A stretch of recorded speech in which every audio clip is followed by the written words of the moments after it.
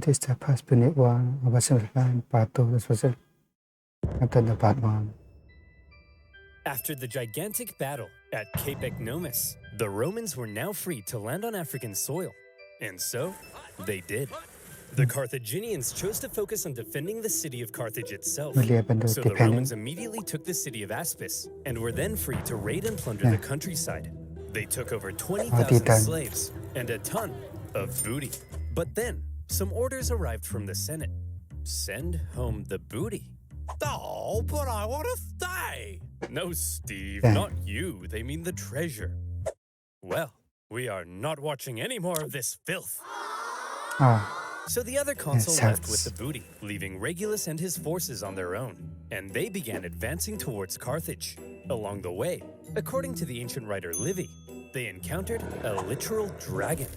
Now, Livy was a Roman historian, so his account may be slightly exaggerated. But this, I believe, as the Romans continued to plunder, the Carthaginian people flooded into the city. Now, not only was it in a major panic, but it was so crowded, the people began to starve. Don't panic, everyone! Look, I know you're all starving, but I still have food for me. So, you know, it's not all bad. Whoa! You're wasting your tomatoes! And you idiots wonder why you're starving? Oh well, it's just more food for me! Nom, nom, nom, nom. Things weren't looking good for Carthage. They had to do something to stop the Romans rampaging throughout their land. So they decided, finally, it was time to put an end to it. They headed out and set up on rough hilly terrain overlooking the Roman camp, and they prepared for battle. Now, while the Carthaginians were the traditional masters of the sea, on land, they weren't always the brightest.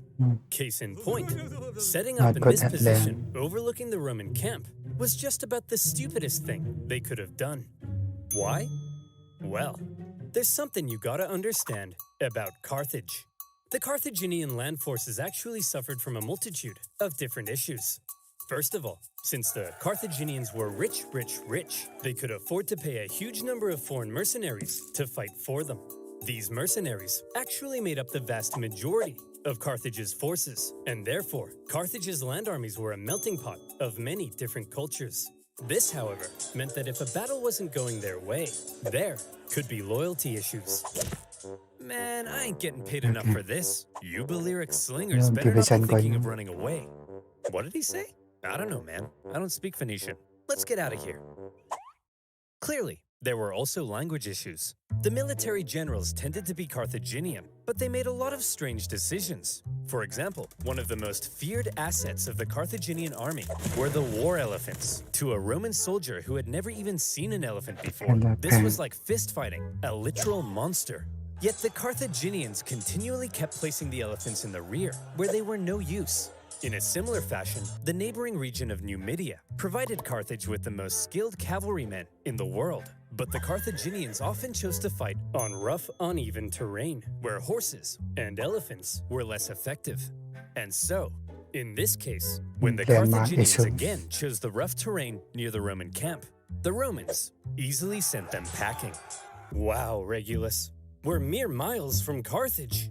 You sure are amazing. Yes, Steve, I know. Steve, what's the matter? We've almost won. I just wish I could be as great as you, Regulus. Steve, you're amazing. I mean, look at this thing. It's unbelievable. I know, but I mean like, at war stuff. I'm such a noob. My tanks always get blown up. I can't even fly an aircraft straight. Tanks? Aircraft? What are you talking about, Steve? I'm talking about free-to-play online multiplayer combat game, and this video's war. Now, where were we? Oh yeah, invading Africa, getting some booty, and sending the Carthaginians packing. Everything was looking up for Regulus. A Roman victory seemed like it was only a matter of time. But then, Regulus realized something. He had been consul for almost a year, and his term was coming to an end. He knew that if his successor took over and he finished the job, then he would get the naked statues. not Regulus. And there was no way Regulus was going to allow that. So he jumped the gun. You there, Carthaginian boy. I want you to deliver a message to your elders. I, Marcus Attilius Regulus, demand the total and unconditional surrender of Carthage. Unconditional surrender?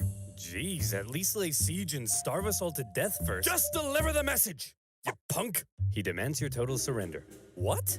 Jeez, at least lay siege and starve us all to death first. Hey, that's what I said. Well, boys, this Roman thinks we're out.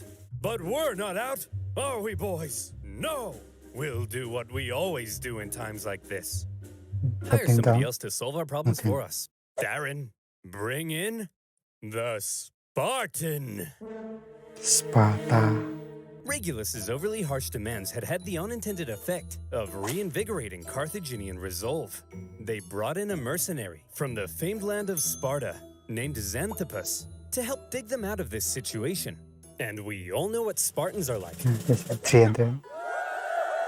Xanthippus showed up and immediately took charge. He had a look around and said, "You idiots, put the elephants in front of the army so they can smash into the Romans and stop fighting on rough, uneven terrain. Find a big flat field so your superior cavalry can do their job. And what's this I hear about you giving a speech telling everyone they're gonna die? Hey, I was just telling the people the truth. You're a politician. Lie to the people." And so Xanthippus led out the newly reformed Carthaginian army to meet Regulus in the Battle of the Bagridas River. The elephants, now in the front, smashed into the Roman lines, causing disarray. The cavalry, with total freedom of movement, outflanked the Roman infantry. Thanks to this impressive Spartan, the battle was a total Carthaginian victory. And Xanthippus, for his stunning victory, was forced to flee Carthage because the leadership got jealous. Regulus, the Roman consul, was captured during the battle. Legend has it, he was brought before the Carthaginian council, and they made a proposition. Well, Reggie, not looking so good anymore, is it? Looks like we beat you pretty bad, huh? Up yours, you Punic pansies! Now, Regulus, nobody likes a sore loser, do they? No. How about this? We're gonna send you back to Rome, and you convince the Roman Senate to surrender to us. If you fail, though, you gotta come back so we can torture you to death, okay? Okay. You promise? I promise. Hey guys. Whoa, Regulus! We thought you got captured. I did, but they sent me back to convince you to surrender. Surrender. Should we? Surrender? No! Never surrender! Give them hell, boys. They're at the end of their rope. Anyway, I gotta go be tortured to death now. What? Yep, part of a deal I made. It's a long story. Oh, hey, wait! Regulus! No, it's cool, guys. I promised. Regulus! This is ancient times. We massacre entire populations. We chop pets in half. You can break a promise. No, Tim! You never break a promise. That's too far. And so, Regulus went back to Carthage and was tortured to death. And for keeping his promise, he was immortalized as the leading symbol of Roman virtue.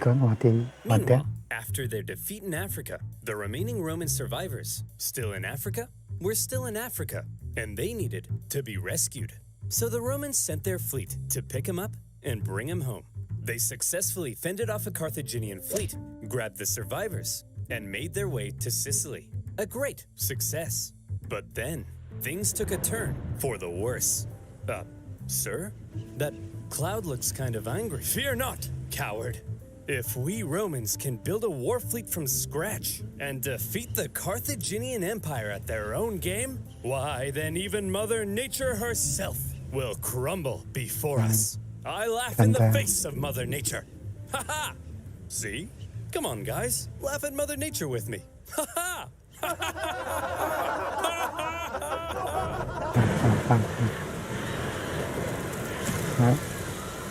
There you go. 284 ships, nearly 80% of the Roman fleet was destroyed. As many as 100,000 men drowned in a terrifying act of nature. Never before had Rome lost so many men in a single incident. Japanese 100,000 war. casualties for any other nation would be crippling. Any other nation would hastily sue for Tsunami war. peace. I don't know. Any other nation would spend decades trying to recover. But Rome was not just any other nation. Infamous for its unrelenting determination in the face of overwhelming odds, Rome said, well, I guess we'll just have to build another fleet. And they did. In just 3 months, they built 220 more ships. An astonishing feat. The Romans sent out their brand spanking new war fleet. And Well, they got caught in another storm. another. This time, a whole nother fleet was lost. And still, the Romans did not give up. The Carthaginians couldn't believe it. Their enemy had just lost hundreds of thousands of men, had 2 fleets almost entirely destroyed, and they still wouldn't surrender. As one Roman poet put it, the victor is not victorious if the vanquished does not consider himself so. In typical Roman fashion, after a short break, they were once again building another fleet. However, for now, after all the disasters at sea, the focus began shifting back to the land campaign in Sicily. The Carthaginians, overconfident from recent successes, attempted to retake Panormus, but the Romans countered the terrifying war elephants by throwing stuff at them and scaring them away. Having stopped the Carthaginian advance, the road was now open to the final Carthaginian stronghold on the island, Lilybaeum. Lilybaeum was an extremely well-fortified city. In 250 BC, the Romans laid siege. The Carthaginian defense, however, was fierce, and skilled blockade runners kept the city supplied. Progress was so slow that the siege would last another 9 years. To make matters worse, the Carthaginians later sent possibly the greatest military general of the time, a man named Hamilcar Barca, to the island. He engaged in a skillful campaign of guerrilla warfare behind enemy lines, and for the remainder of the war, he was a major thorn in the Roman side. Yes. For now, with the That's deadlocked brutal. siege at Lilybaeum and the new Roman fleet at sea, things seemed to be at a standstill, and the Romans had to do something to break the deadlock. Thankfully, the Roman consul, Clodius Pulcher, had an idea. He tried to get things moving by attacking the Carthaginian fleet at Trapana. Now, before a battle, to predict if they would win, it was common for the Romans to look for signs from the gods. This could mean observing the weather or inspecting some cow livers. You know, typical religion stuff. In this case, Pulcher reportedly tried to feed some sacred chickens, Sure. but unfortunately for him, they wouldn't eat a crumb. A very bad sign. Well, he said, if they won't eat, then let them drink, stupid chickens! We'll observe the weather instead. Gods, give me a What's sign. Ignore that. Okay, how about this? If I can get this piece of paper into that trash basket, we'll win. Okay, if I can stand here silently for 5 seconds and do nothing, we'll win.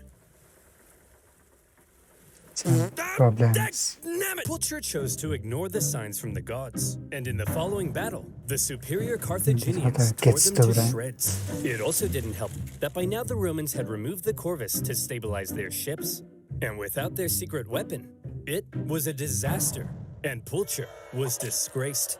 To make matters worse, the victorious Carthaginian fleet then went on to intercept a Roman supply fleet on its way to Lilybaeum. As they approached, however, they saw the signs of an incoming storm, so they took shelter. The Romans, on the other hand, said, "Onward, men! Set sail! We've got to deliver these supplies stat!" But sir, Lessons. those clouds, don't you think we ought to have learned our lesson by now? Yes, Brian, we ought to have. But we haven't. Another fleet and 50,000 men That's what lost in another storm. Disaster. Now, at this point, there still really isn't a clear winner. Sure, the Romans have captured most of Sicily and cornered the Carthaginian land forces at Lilybaeum, but the continued disasters at sea were critically depleting their resources, and without a strong fleet, Rome could not win. Meanwhile, Hamilcar Barca was still knocking about and creating even more problems. So, where do we go from here? How does this war finally end? By now, the two sides had been fighting for 23 years. They were exhausted. Their money, their resources, their strength were all utterly spent. The Carthaginians in particular were eager to see the war end so they could get back to trading and making money. So after the latest Roman disaster at sea, they said, look, there ain't no way in heck the Romans can come back again. They can't possibly afford to build another fleet. They're done. That's it. Recall the navy, repurpose them as merchant ships, and let's get back to making some money. Assuming the Romans would soon make peace, an anti-war faction within the government recalled a large portion of the navy, leaving Hamilcar on his own. The victors appeared to be declaring themselves victorious. Meanwhile, the vanquished were getting ready for round 5. The Romans built another fleet, this time heavily relying on patriotic donations from the upper classes to afford it. And once again, they put to sea. Sir? The Romans have built another fleet. Oh, for goodness sake, Clarence, can't you see I'm busy rolling around in this pile of money? But sir, I don't care anymore, Clarence. I just don't care. The Carthaginian politicians made a fairly Amazing. lackluster final effort with a poorly built fleet to supply their forces in Sicily. But when the brand new Roman fleet caught them at the Battle of the Aegates, even without their signature corvus, they dealt them the final blow. And that was that. 23 years of war. Neither side could afford to keep fighting, but the Romans showed that they intended to anyway. The Carthaginians had no choice but to throw in the towel. The war had been long and hard for both sides, but in the end, it was Roman determination that won the fight. The Romans had spent the entire war trying to find a way to deliver the knockout blow. They learned how to build a fleet and engage in naval combat. They developed ingenious new ways of waging war. They attempted an invasion of the Carthaginian heartland, and whenever disasters struck them, they always came back, again and again. The Carthaginians, on the other hand, spent the entire war watching whatever Rome did, and then figuring out how to respond. They were much more passive, and so, it's no wonder then that when both sides were close to collapse, Rome was the one who figured out how to go that little bit further. In 241 BC, the Carthaginian politicians sent word to Hamilcar Barca that he was on his own and could choose to make peace with the Romans if he wished. Hamilcar was stunned. He felt betrayed by the politicians. Some sources say he refused to even negotiate. Nevertheless, terms had to be drawn up. Well, Hammy, I'm glad you Carthaginians have finally come to your senses and recognized who the true winner is. How many fleets did you lose? Okay, here are our terms. You leave Sicily to us and return all of our prisoners. You're not allowed to make war against Syracuse or her allies, and you have to pay us 2,200 talents of silver over the next 20 years. What's a talent of silver? Well, to put it in perspective, in the year 2022, that'll be worth around, let's say, $40 million US. Ay caramba! That will cripple us! Wow, we got a real smart guy over here. Yeah, that's kind of the point, you dingus. Ugh, I guess I have no choice. I accept. Great! Oh, by the way, we changed our minds. You actually have to pay us 3,200 talents of silver over 10 years. Thanks for accepting. Dude! See you later. Hey! You didn't let me say uncool! He didn't let me stay on cool. The treaty was extremely punishing, and by switching up the terms at the last minute, they enraged the Carthaginians. But still, one of the longest and deadliest wars at the time was finally over. The Romans had won. They achieved their aim of gaining Sicily. And even though it wasn't part of the peace deal, they took advantage of a weakened Carthage and grabbed Corsica and Sardinia as well. Roman expansion beyond the Italian peninsula had just begun. The Romans hoped that now the Carthaginians would forever be under their thumb. Unfortunately, the harsh terms they placed on the Carthaginians at the end of the war left a growing anger, one that would come back to haunt them. One day, Carthage will have its revenge. That's nice, dear. I'm serious, woman. Maybe not in my lifetime, but perhaps in his. My beautiful son. You are born into a momentous destiny. You shall be Rome's greatest enemy. You'll tear Rome limb from limb. You'll burn their pathetic city into the ground. You'll slaughter their people, men, women, and children. My child, you are vengeance. Stop telling our baby he's vengeance. But he is, Barbara. He's vengeance. That may be so someday, but for now, our son has a name, and you should call him that instead. His name is... Cannibal, the cannibal. Okay, let's go. The second one is coming soon then. The story is actually pretty interesting. Actually very entertaining. Just want the video to wait until the video releases. Just subscribe for that one now as soon as video.